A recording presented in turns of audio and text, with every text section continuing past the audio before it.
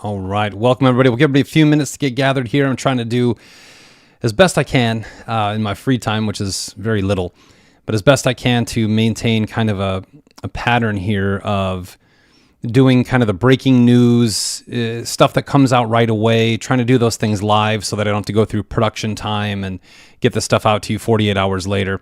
What I am trying to do, and I'm trying to find out if I'm live here yet. It's not showing me I am. Let me check it out. But what I'm trying to do is get the news information to you, the stuff that I'm seeing, that I'm learning, that I'm hearing, that I'm reading about in real time. Get that to you as fast as I can. So I'm trying to do those on live. I will let you know that we have some help coming here to kind of fill our docket with interviews, and I'll be doing a lot of interviews in the next couple of weeks. Some will be live, most will be recorded. But they will certainly be designed to bring on experts areas. I know a lot about a lot. But I know very little about some depth. And I try to bring on experts who've been doing this for their whole career or multiple careers to go deep into certain subjects. And that's usually done best conversationally. So in the next few days, we'll be booking a lot of folks for the show here coming up. So our first interview should launch tomorrow with a good friend of mine, Lucas Mack. I think you're going to love it. He's a great guy, great outlook on the life. We went through the question of what is the Great Awakening to you? And that's a great question to ask. I asked him that question, and I had never asked that question of myself before. And really getting a different perspective on life. I'm not here to be a news source. There's plenty of those, or a financial repository of information. Certainly glad to help any way that I can. But what I'm trying to do is be as eclectic as possible and gather as much information that's pertinent, that's viable, that's real, that's verifiable, and have deep discussions about it. So in the next few weeks, you'll see a lot more interviews and conversations, a lot of great guests that are lining up right now that we're putting in order for a bunch of interviews coming up. I think you're going to love it. So I think we're kind of ready to go. We're in place here today. Lack of sleep here in these days. These days are getting crazy, by the way. I do wish that we would go back a couple years ago when most of us were sitting around going, when's this stuff going to happen? And it's all happening now. So let me go ahead and kick this off here for today. Thank you so much for being here, everybody. I don't have the chat feature up today, or I'd say hello to you all. But thank you for being here. Going to try to keep this as short as possible, which is very difficult to do in this day and age because there are so many things that are happening and there's a lot of information you need to understand whether or not that's important. So I'm going to try to share that with you as best I can. But I am going to kick off this episode, which will be covering the economy, mostly the economy in China. And we'll be covering how that works internationally, what that means to you, what's happening in the financial markets tells a story. Financial markets react to geopolitical events, and geopolitical events are really heating up right now. And it is going to be, I'm just going to promise you this, so that in the next, call it 3 weeks, we are going to have internal division in this country like you have never seen before. It will be completely promoted by the propaganda machine of the centralized mainstream media. They will absolutely be stoking fires for a grander scale war, while actual normal citizens will be asking why. We will be printing more money. We will see global chaos break out in the next coming weeks, if not months. And it's important to understand what's happening by what could happen, understanding what could happen by watching exactly what is happening today and keeping a sharp eye on things. So let's get started. Thank you, everybody. Welcome to The Rice Report. I'm Eric Rice. Thank you so much for being here today. Let me kick this episode off. This is not an easy one to do. The news could seem like a bunch of words on a screen or a bunch of voices and a microphone. But the news tells a story of humanity at the current moment, in the past, and in the future. And what I'm seeing, and I'm no expert, I'm literally just a guy in a hoodie talking to you. I've been in many rooms, I know many people, I've done many things in my life, but I'm certainly not an expert on what life is or how things will turn out. But I have seen many a thing, and if you've been following me long enough, I'm pretty good at these things. What I will start this episode off by saying is that there's not a single person on planet Earth, not one. There is not one person on planet Earth that has ever experienced what we're about to go through. It is that the setup for what's happening right now is so unique to history, although there are many historical references that do repeat. But the collision course that we're on right now, if any of this stuff turns out to be real, which everything I'm telling you is real, but if it all correlates the way I think it's going to correlate with timing, There isn't a single person on planet Earth who has ever lived through what we're about to go through. So I know it's a somber way to start. God bless you all. So important in times like this where evil rulers are burning down their empires as they're being exposed. And that's exactly what's happening. When that happens, things get difficult. And that's where we need to come together. There is no one person that's coming to save your life. There are people trying to save this country, but that's not going to save your life. These are the times to get grounded in prayer and meditation and take time to read the Bible, read good old books that are about important things. Stop wasting your time on sitcoms and cat videos online. This is the most important period in human history. And this entire correlation of events or collision of timelines, whatever you want to call it, started hundreds of years ago. And I can pinpoint it all the way back to 1871 for certain, probably 1830. And it's now accelerating at hyperdrive. None of this is accidental. Nothing of what's happening right now is actual accident or natural occurrence. This is being driven. And you can either be part of the driven snow or you can be the snowplow. Those are the two ways to look at things. And I would prefer that people who pay attention to this show, that we are part of the snowplow in the opposite direction. So let's kick off this episode by understanding what's happening globally. Normally, I go right into government spending. Listen, I'll do that really quick. Deficit spending is now on track to hit $2.1 trillion deficit in spending by the end of this year. That is a massive number. It's a $400 billion increase this year. That's expected to increase by $700 billion next year. We are bankrupt. We have absolutely nothing left but a money printer. And I use that term a lot. And when I meet people who watch the show in real life, they always say, what do you mean by, do they print the money? It's a 9-to-1 ratio. So it used to be when they printed money, they physically printed all the money. Today, they print about 10% of an allotment.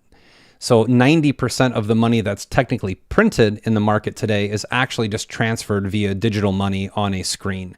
But 10% is printed and put into circulation, and that does happen while they're pulling older money out of circulation, though there's no evidence or proof that any money is being removed from the system right now. That's a big thing. So let's get global.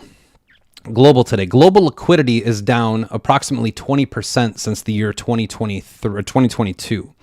Now, global liquidity is really tracked by the amount of cash available in the hands of central banks, which that tracking mechanism by itself is an awful tracking mechanism. Central banks are the evil tyrant that you fear.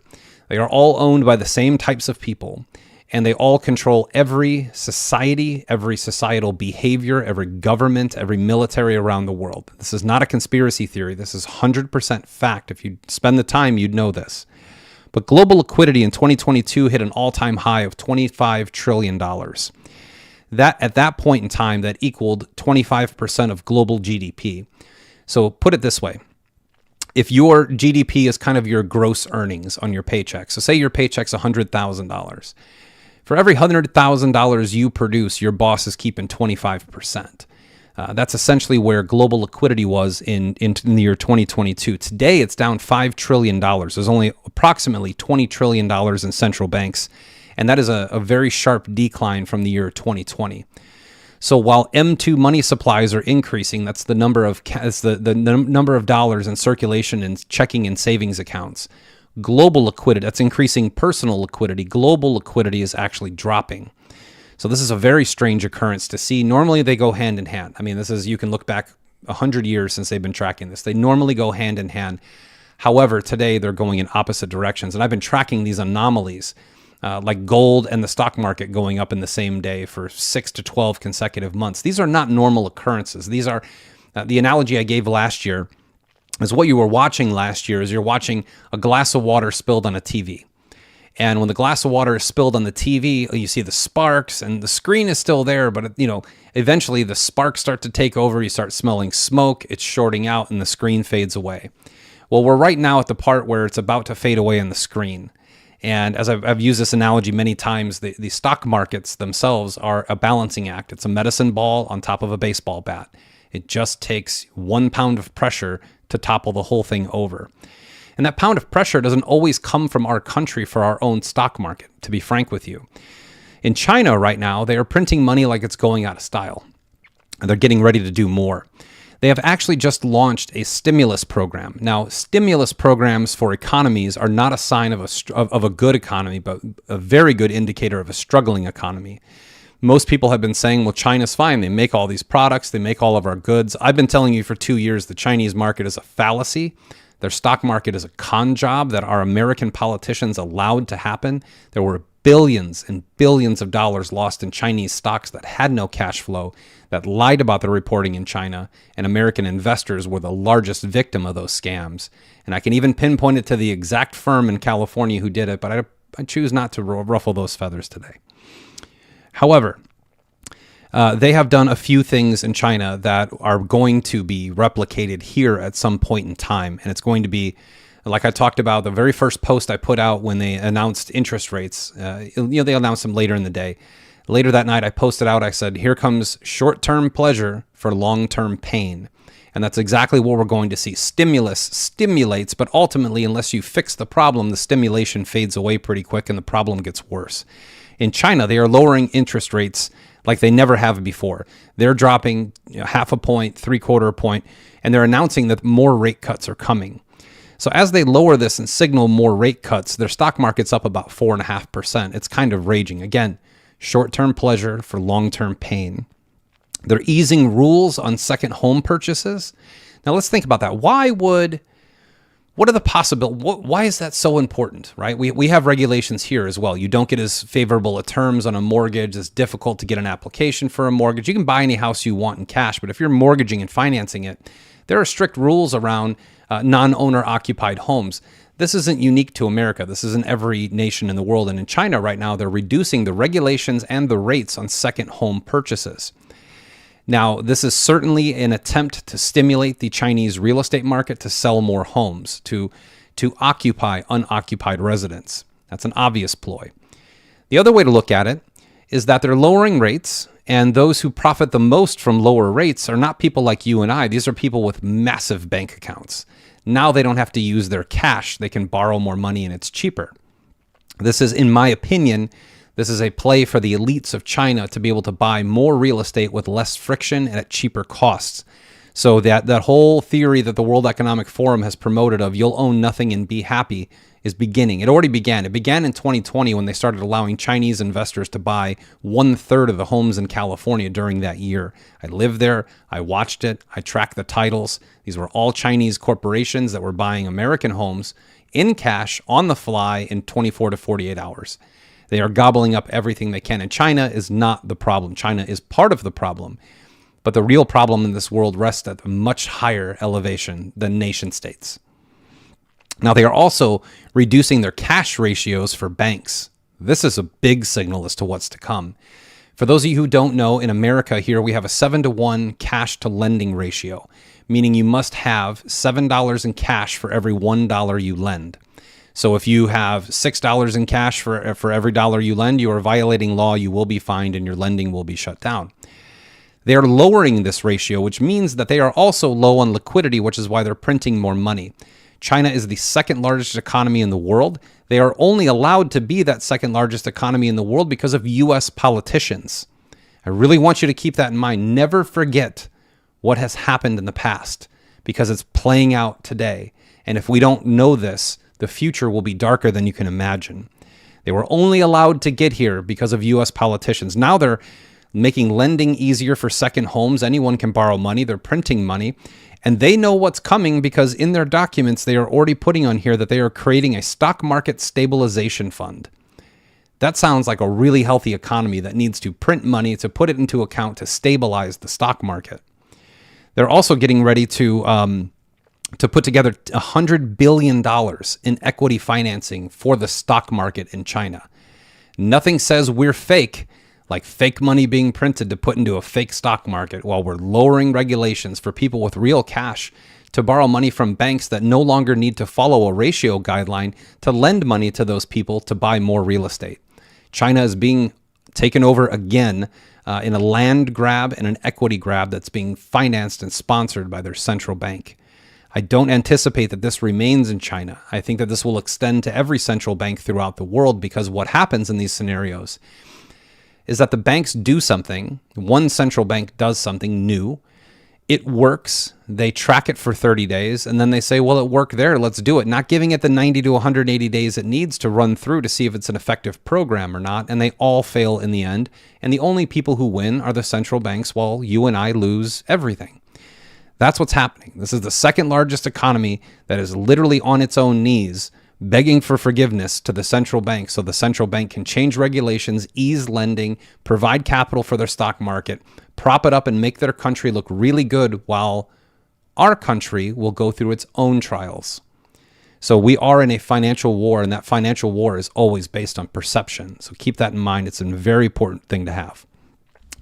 Southwest Airlines is getting ready to launch a massive layoff program. They have not disclosed any numbers at all. But this is going to put a dent in the travel industry. This is, if you have less people, you can actually fly less people. You will have less flights going in and out, less people working at the gate. Southwest Airlines is a monster player in that space. And again, these are all viruses that spread to other bodies. This is going to spread into Delta and American. It's going to happen probably very soon. Unrealized banks and losses right now are 7 times higher than they were in the year 2008. An unrealized loss is something you are not privileged enough to have. An unrealized loss means I've made an investment, it's lost money, but I don't have to put it on my balance sheet because I'm a bank and my balance sheets always need to be good. They are fake, they are phony, and they are propped up. 7 times higher than the year 2008, point blank. So we also saw new all-time highs in gold. We've seen gold at all-time highs. We've seen annual highs in silver. We're seeing metals really skyrocket right now, really moving well. I mean, I anticipate at this pace that gold will break 2,700 by the end of the month. Whether or not that happens is not up to me, but the pace that we're on right now, it's very easy to see 2,700. I easily see $3,000 gold by the end of the year, and I definitely see somewhere around $38 to $40 for silver. These are indicators. They are investments, they are precious metals, they are industrial metals, and they are a useful vehicle financially for you, but they're indicators of what's to come. The old saying in precious metals are, metals only make money when there's blood in the street, and there's no blood in the street yet. But the pace that we're on with what I'm going to go through today is going to lead you to the same thinking that I have, that we need to be a little bit smarter and a little bit more prepared about the way that we handle our life, our finances, and our supplies.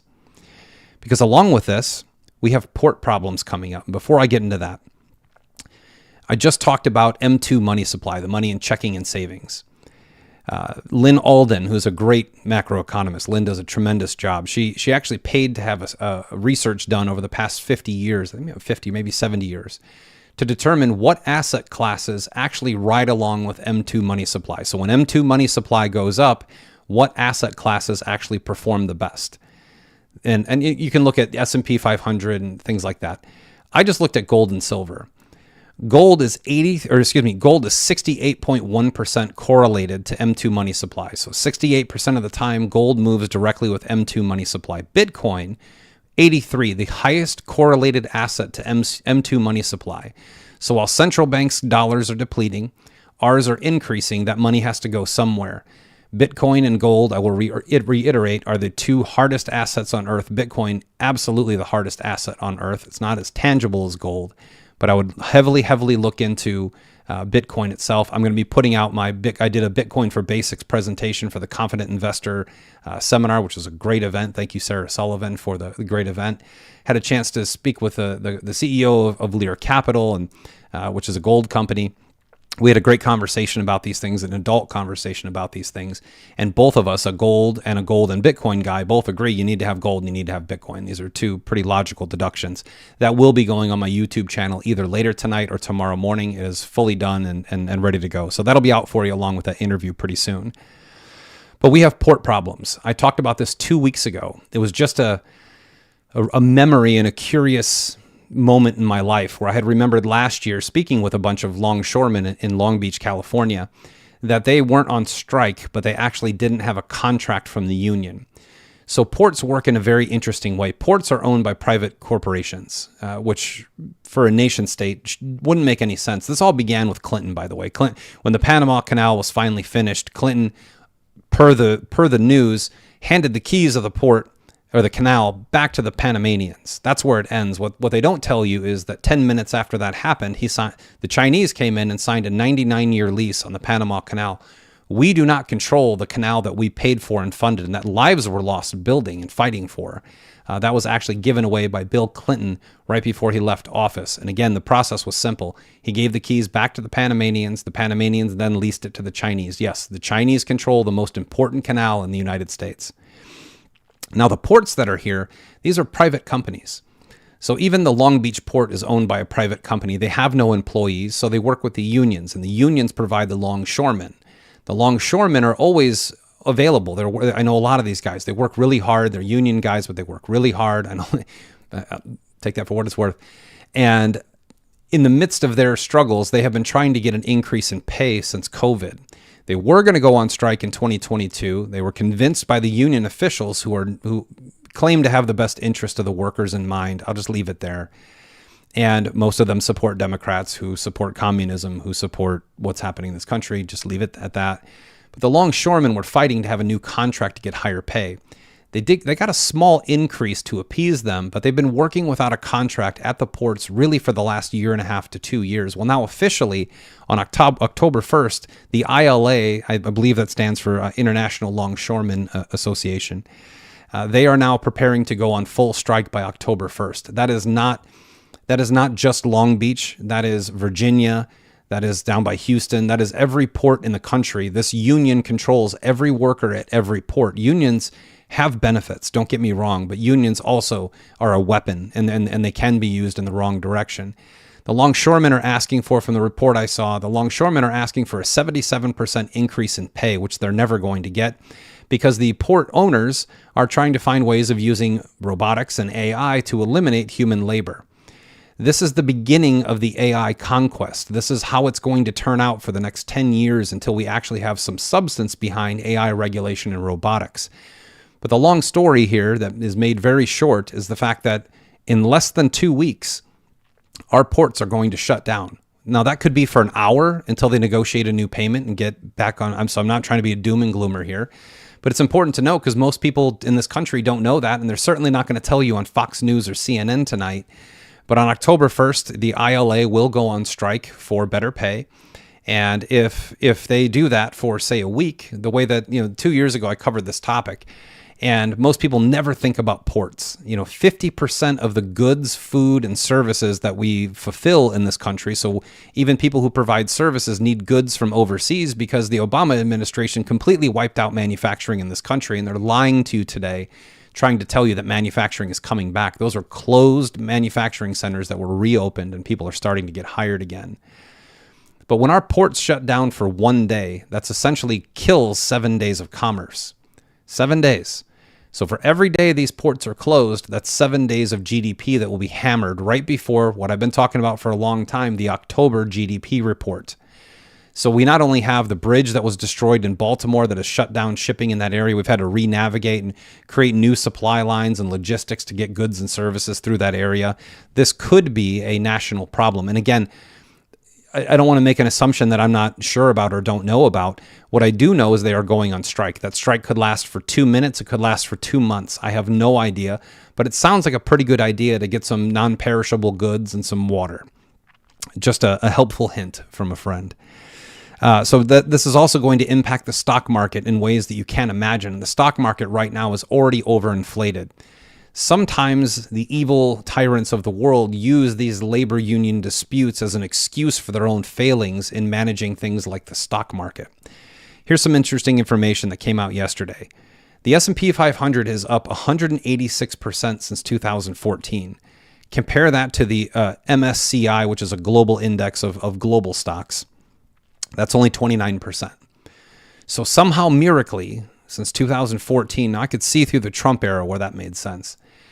But since 2014, our stock market is up 186%, where around the world, the average is 29%. It is really overinflated. Again, it's a medicine ball on top of a baseball bat. It just takes 1 pound of wind to blow it over.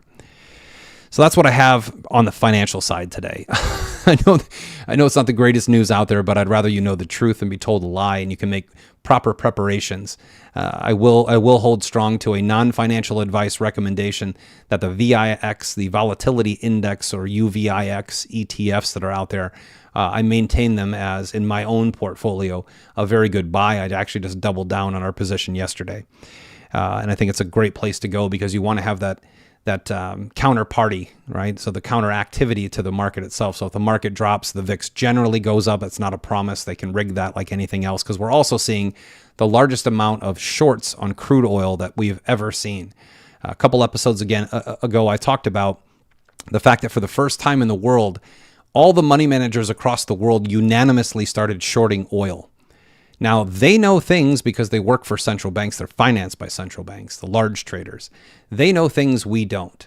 And it just makes sense to me to understand with this imbalance of the stock market, the fluctuations in the bond market's on triage. The sovereign debt markets around the world are on triage. They are literally on life support.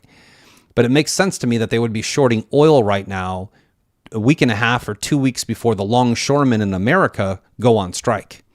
You're not going to need a whole lot of oil if no goods and services are entering this country. We consume something like 26% of import exports throughout the world. Now that kind of helps to explain why we're seeing all of these short positions in crude oil all around the world, because they know that this strike is coming. And on top of it, war is coming, and wars are fought for central banks, and both sides are financed by central banks. And central banks want to make sure that these wars go on as long as they possibly can so they can print money. So if I controlled the levers of power, I would certainly have all of my traders shorting crude oil so that my potential future warring nations could stock up on it and have a good old killing fest that I make a fortune on. That's just the way the world works. I'm not making an assumption. That is, I can back that up going back to the French Revolution. That's just the way that things work. So enough of money. That's a depressing topic right now, but one that you should be excited about. Correlated assets to M2, gold and Bitcoin, make a ton of sense. And hopefully the world is starting to see the opinion that there is kind of Bitcoin and really maybe one or two of the other projects. They're cute projects. They might make it very far.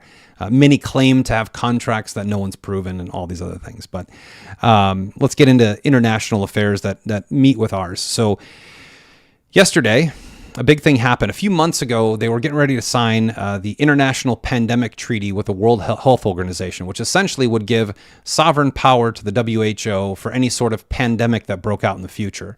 You know, because we didn't do a terrible enough job in the last one of completely destroying the world and creating more MK Ultra fear-based programming in the world. Now we needed help from a global organization that's primarily sponsored by Bill Gates.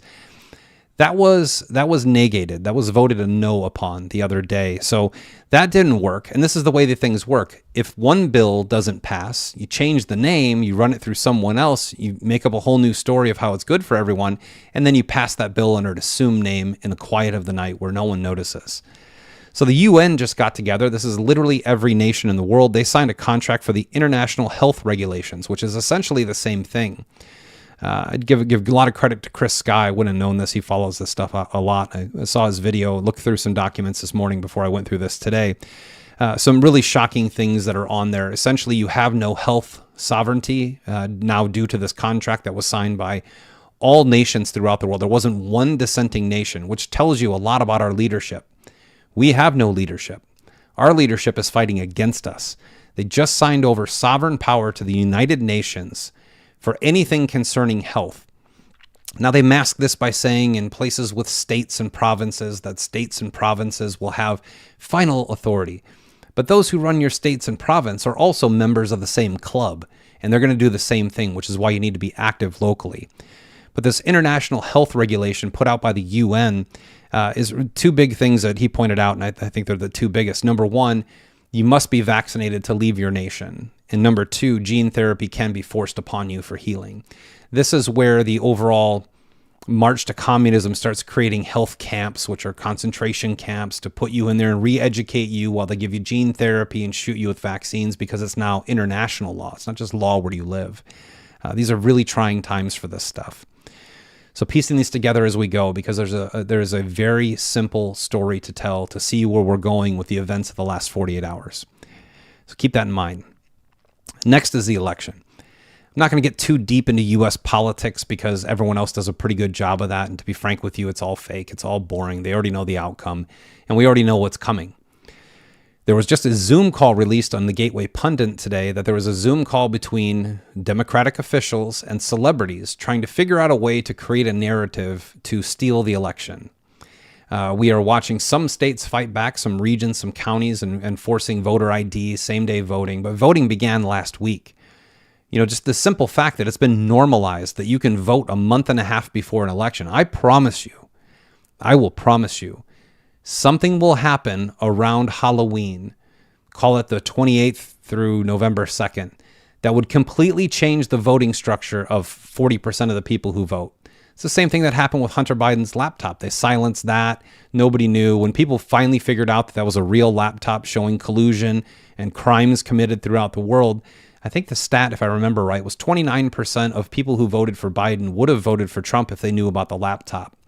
When you have early voting, you've already cast your vote. You don't know what's going to happen between now and the election. And by the way, this is the crazy season, right? We are now in fall. There's plenty of astrological signs that'll tell you we're in a crazy season. But the mere fact of the matter is that we have a lot of people voting one way or the other way ahead of time. And that's generally your party line towers. These are your strict Republicans, your staunch Democrats, that they don't care if the devil himself was running, they're still going to vote for their party. And we're watching that stuff take place right now. So that is happening. Ballot harvesting boxes are going out in 3 states right now. So not only, excuse me, not only can you go out and vote early, you can now go out and grab your buddy's mail-in vote and put it in for him, along with 300 or 400 people that you get paid $100 a vote for. You take a picture of it at the ballot box, you send it off to the cabal, they send you a nice Venmo. It's under $600 so you don't get taxed. This stuff is all happening again. Prepare for it. I've been saying for a long time, Trump will get 80% of the actual votes in this country, and on election day, they'll tell us that Harris won. Prepare for that. We're going to go through this in the next couple of weeks. What do we do if that happens? And we're going to have some people on here and interview and give some ideas of what we do to take control of our country again, because we have zero control of our country at this point in time. And that's evidenced by another thing that's happening in Congress today. They are now proposing a constitutional amendment in Congress. They're proposing an amendment to the Constitution for what they're calling mass casualty events. In the event of a mass casualty event, they want to be able to quickly replace congressmen. Now, one side of this could say that that's a good verification and an option in continuity of government. And I believe that. The other side of the table is, if something bad is happening and a bunch of people are being killed, and I don't know what that would be, that could be, jihadists breaking out in this country, because we've allowed 10 million of them in the last 3 years. We've allowed 30 million of them in since Obama, because this was supposed to be the most Muslim-friendly country in the world, per Obama. I'm not making that up. He made that statement on air. This is a Christian nation. This was founded as a Christian nation. It needs to get back to being a Christian nation because our culture is being eroded. And that is on purpose. They are defiling faith by bringing in other faith and supporting them financially. I digress. Lawmakers are now creating a mass casualty event amendment to the Constitution. This is not something to take lightly. This is not something to say, oh, those kooks over there, what do they know? I think they know a lot more than we do, and they always do, and that's why they take those positions. And I think we should all be very concerned about what they're trying to do here with this bill being passed, because in the end, when you authorize these things, this is going to make the Patriot Act look like kindergarten. If you have the ability to swap out elected officials on a whim because of a mass casualty event, you have the right to remove a president for anything that goes against the grain of the common theme or narrative of Congress. These are slippery slopes that we're walking on right now. These are so slippery. It's unbelievable. Now, at the same time, Anthony Blinken is now under investigation and trying to remove Anthony Blinken, who is our Secretary of State. He's completely worthless. So removing him wouldn't matter anyway. I mean, one of Mike Lindell's pillows could do a better job than Anthony Blinken. But they are trying to remove him. And let me just set the premise straight with this scenario here. People get excited about this because he should be removed. Anthony Blinken is a dual citizen of Israel. He is never going to be removed. In fact, if they do remove him, he'll get a better position with more money, speaking engagements, and books. Until people start getting arrested for treason in this country, that's exactly what's going to happen. And I do believe that time will come. I don't know when. So while all this is happening, a gentleman named James Lee on Twitter who does a great job, and I hope he's watching this. I doubt he does. I asked him to be on my podcast. He never returned my DM. But James Lee, you do a great job. I don't care if you're snubbing me yet. You're going to be on here. We're going to have a good conversation. James Lee has done an incredible job covering Israel recently, as well as the technocracy that's trying to shut down free speech in this country. They've already done a great job. But he put out a video that talked about Google's pre-bunking program. That's correct, pre-bunking. So they want to debunk misinformation before it even gets to your hands. Why would they be putting that in place right now? What's coming up in 40 some odd days? This has all been pre-planned. The person who is putting this in place is a lady named Jasmine Green, who's the head of Jigsaw, which is a subsidiary of Google. She is the CEO of Jigsaw. She's also the chairman of the ADL, the Anti-Defamation League, which James points out so accurately that is essentially Israel's lapdog, watchdog in this country. So they don't want you to talk about Israel. You can't talk about the election, and they're going to pre-bunk everything that you put out ahead of time. When people tell you can't talk about someone, that's generally who's in charge, and Israel is in charge of this country, regardless of what you've been taught in churches. That is not the same. We'll leave it at that for this episode. George Soros just got permission to buy a conglomerate of radio networks that are heavily conservative leaning.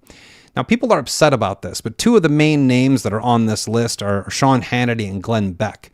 These guys are already in Israel's pocket. They are already lapdogs for Israel, so it's not really a big play there. But he will have some say over what they can conduct on air. So you can expect more war propaganda and bloodlust for innocent lives being lost all throughout the world coming up, led by George Soros, the devil himself. These things are real and they're happening. I will give a shout out to Mike Ryan over at TNT News that just shut down on Friday. TNT News was a patriot network that was created on the whim to try to share truthful information throughout the world. They built up to 42 shows. I've been on plenty of those shows. All of you guys, if you ever watch this, and I know some of you do, y'all did an incredible job there bringing truth to people and sharing information that the world wasn't letting them hear.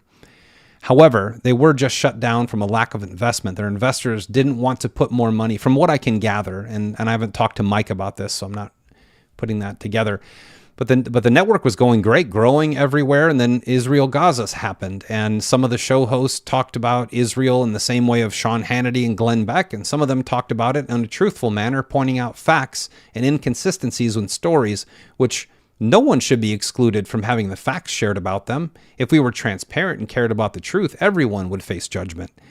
But they were just shut down last week, and thank you to all of you at TNT News for all the work that you did. You all did an incredible job, and I just pray to God that you all land on your feet very soon. These things are happening in real time and in real life.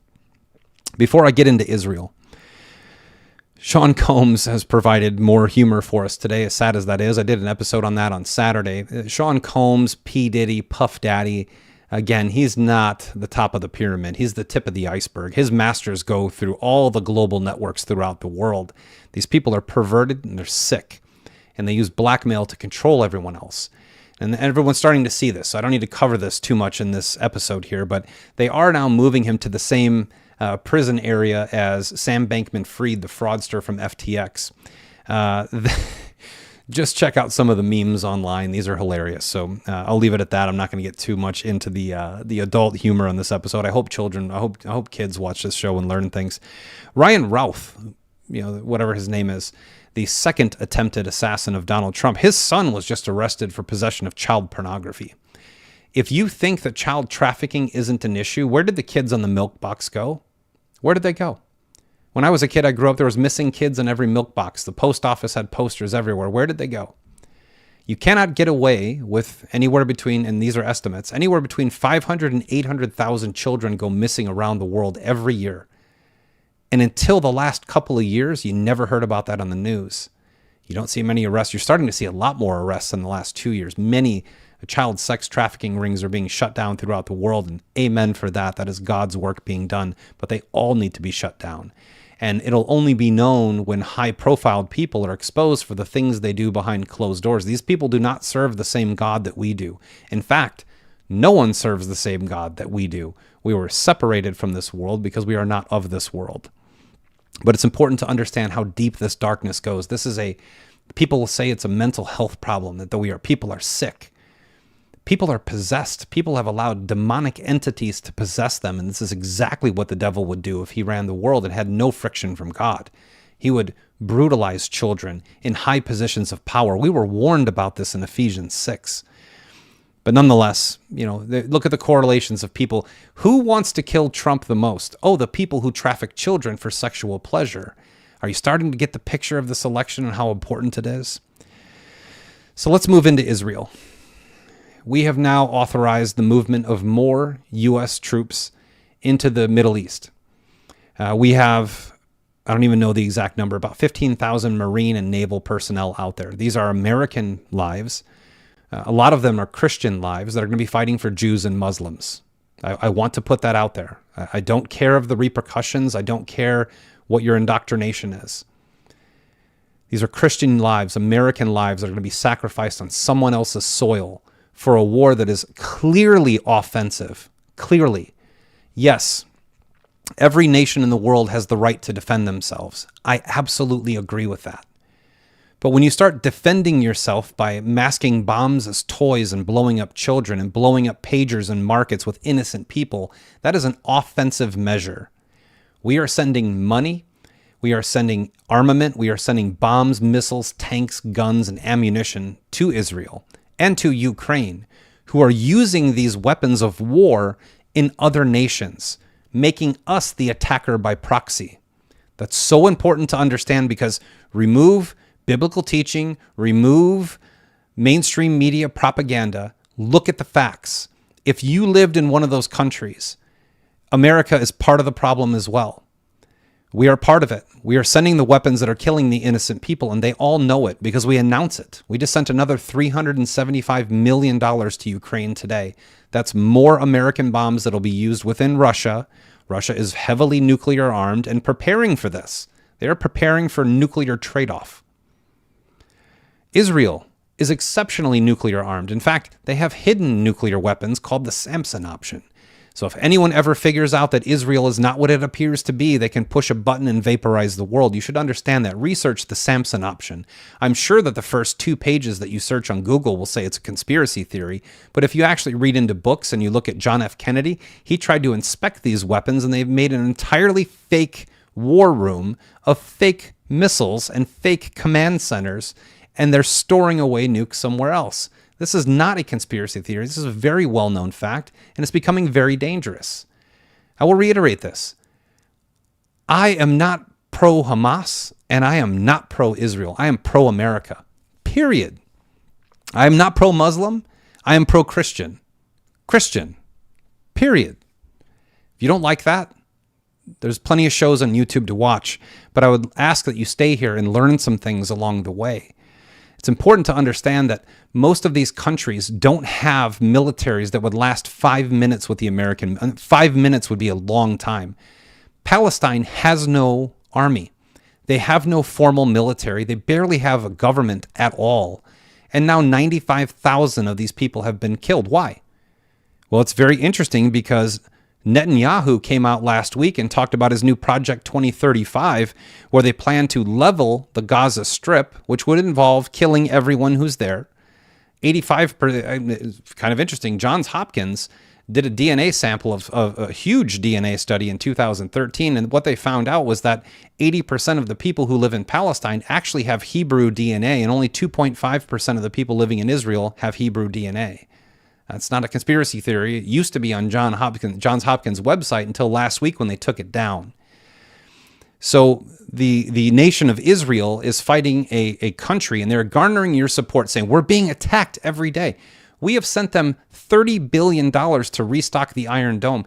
Yes, they're shooting missiles from 1986 into Israel. That is happening. Most of them are taken down by the Iron Dome. There is no Iron Dome in Palestine. There is no Iron Dome in Lebanon. And now 1,300 new locations have been attacked in Lebanon. If you live in Lebanon or you live anywhere in the world, you can't see this as a defensive measure. You just simply can't. This is an offensive war. This is a little brother knowing that big brother will fight his fights, that's going out and picking a fight with everyone, knowing that big brother will come in and destroy them. That is exactly what's happening. I don't care what anyone's opinion of this is, because those are the facts. Now, they plan to level Gaza. Gaza has a lot of oil, by the way, and it has a port and a beautiful beach.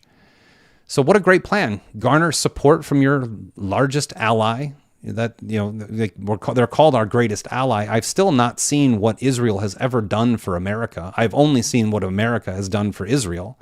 And if I talked about the same topic, about the nation of Germany or the nation of Hungary or the nation of Taiwan, no one would ever argue with me on that. They have done nothing for America. Neither has Israel. Israel has done nothing for America but take our money, period, and buy our land. Most people don't realize how much money is actually in this country from Israel that owns American land. I digress. Another thing that goes along with this, we should all understand. I put this out on my Telegram a few days ago, and some people were shocked by it, and some people were appalled by it, and that's just part of the game, because truth is truth, and sometimes truth hurts. In 2017, the leader of ISIS in the region, his name that he went by was Abu Hafs. That's the name he went by. He was arrested, he was incarcerated, and they verified that his actual name was Benjamin Ephraim. He was from Israel, and he worked for Mossad. If you don't know who Mossad is CIA, the CIA of Israel, and they're far more powerful than our CIA, point blank. So isn't that interesting? Mossad agent goes undercover, becomes the leader of ISIS. ISIS blows things up and attacks Israel so that Israel can bomb the entire region with the support of the United States, ultimately taking more land, killing more people, and gaining more ground for their own purposes. This is what's happening in Israel. I still have this argument with people all the time, and it drives me nuts.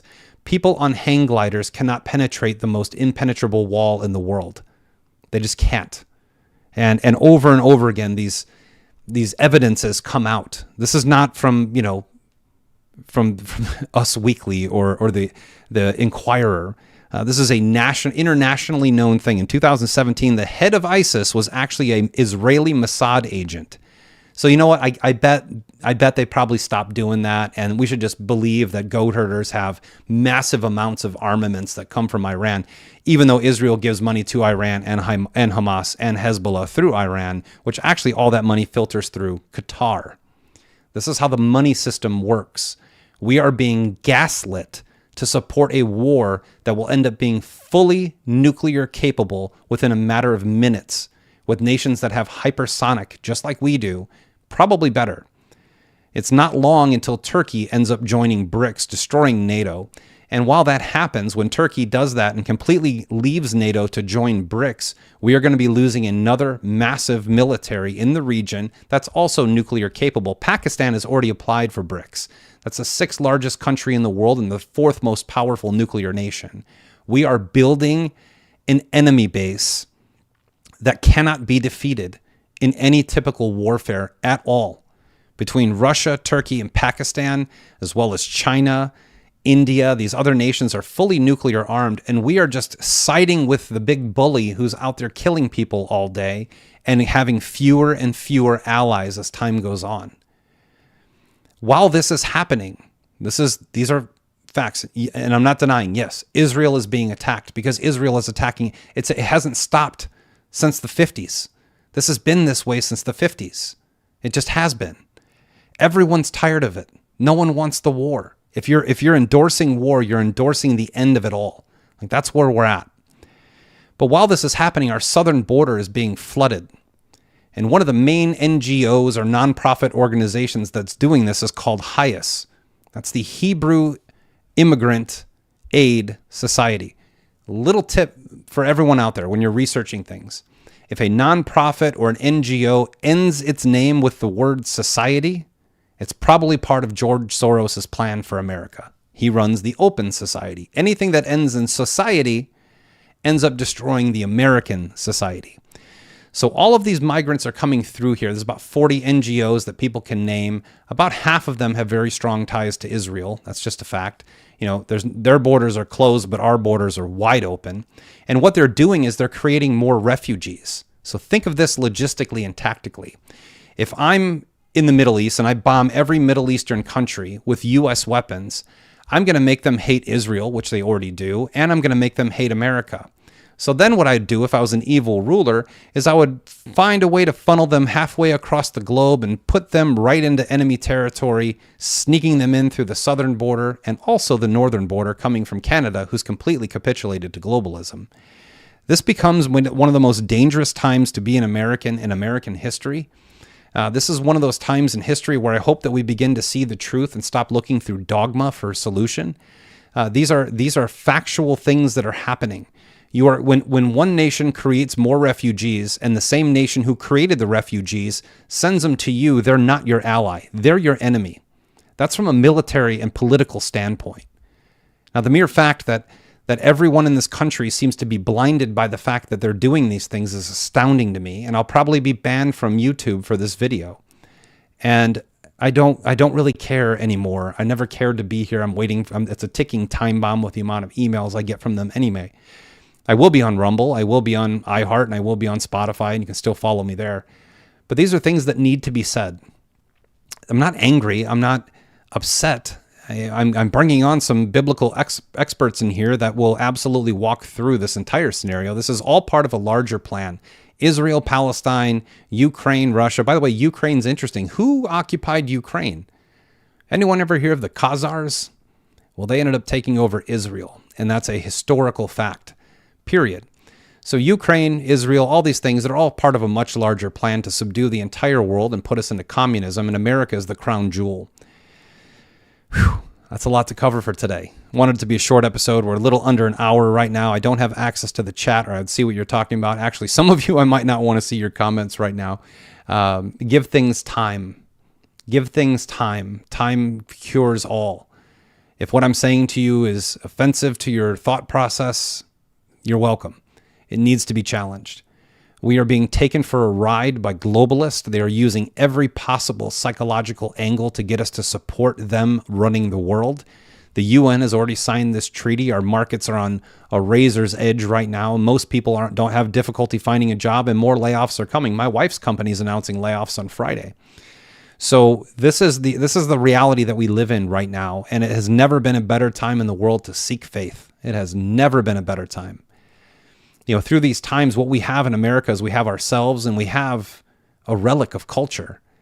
I'm going to continue to ask this question every episode. What is the American dream? What is the culture of America? Other nations have very clearly defined cultures, but our melting pot has no culture whatsoever. In fact, we only have degeneracy. That's all I can see. I'd love to go back to a time where America was mom, pop, and apple pie, but I think those days are probably behind us. And I think if Americans don't start shaping this new culture, this new future, I'm afraid that future will be given to us by tyrants who have very little of our interest in mind, in fact, none. I think it's time for us to stand together to understand that foreign wars are foreign wars. They are designed to kill people in other nations while we pick a political side and argue with each other. That's what happens. That's all I've seen since I was a child. It's time for us to start saying, we need to put America first. We need to put our interests first. And before we do any of that, we need to put God first in our lives. We need to find a way to balance ourselves through these very unstable times and be able to find a pathway that finds us happiness and joy in a life that's filled with grief and anxiety. Take the time to meet your neighbors. Take your time to meet somebody new, just to smile at them. I think it's always one of those traits. A friend of mine was on the TV show Walking Dead, and he gave a speech, which was kind of cheesy. But he mentioned all these things that had happened to in his life, and he said, "And yet I smile." And that is the attitude we need to take. But we need to stop listening to dogma and start listening to reality. We need to stop listening to theories and facts and start understanding exactly what's happening in this world, because it will not change if we don't say anything. That is the one guarantee I can give you as an American for 47 years. Things do change when people come together and they start voicing an opinion. Politicians are weak-spined people to begin with. But until we actually come together unified and actually have the same message of change that we want, our masters in Washington, D.C. and their masters in Israel will never make a change. And I'm going to say this point blank, 88% of our Congress has dual citizenship with one nation, not Russia, not China, not Germany, not France, not Japan, Israel. AIPAC controls and buys every seat. They brag about it. Actually take some time and see what they say about Americans. This is not our ally. It's not our ally. They're not proving it by action. Their fruit is not, their tree is not bearing fruit. Jesus told us, you will know them by the fruit they bear. Are we actually following the words of Jesus and using our energy, time, our money, our efforts, our voice? Are we using those things properly right now? Because I don't believe we are. And I may be very divisive with this conversation, but it's a conversation that needs to be had. That's part of the maturity process involved in a great awakening. The awakening is, there's just us. There's just us. There's the Americans, there's the body of Christ, whatever group you want to join, there's just us. And we need to come together, we need to be strong, and we need to make changes. And we need to do things that improve the kingdom of God, because if the kingdom of God on earth is improved on earth, then all life throughout earth flourishes. So take a little time today, take a breath. This is a lot of stuff happening. You can see the setup. You can see congressional changes to the Constitution for mass casualty events. You can see every market on a razor's edge. Gold soaring before the market crashes just tells you where it's going to go. Bitcoin in the same category. You're watching one nation create refugees and then using our donations and our money to bring them here against our will. These are things that are absolutely happening. Absolutely happening. So thank you so much for being here on this Tuesday evening. We're right at about an hour. We'll have an interview pop out tomorrow, maybe a Bitcoin video tomorrow. I'll be back on Thursday. I've got a bunch of stuff going on for work. There's a lot of people want me to cover some macro stuff that's happening in the world, and I'm thankful for that, thankful for those opportunities, and thankful that people actually want to hear what I have to say, because about 5 years ago, talking like this, no one would have hired me or listened to me. So thank you so much for being here tonight. God bless you. God bless your family. God bless this amazing nation. May we all come together and unify and make the changes that are necessary. Until next time, my name is Eric Rice. This is The Rice Report. Thank you so much for coming. I hope to see you again. Have a good evening.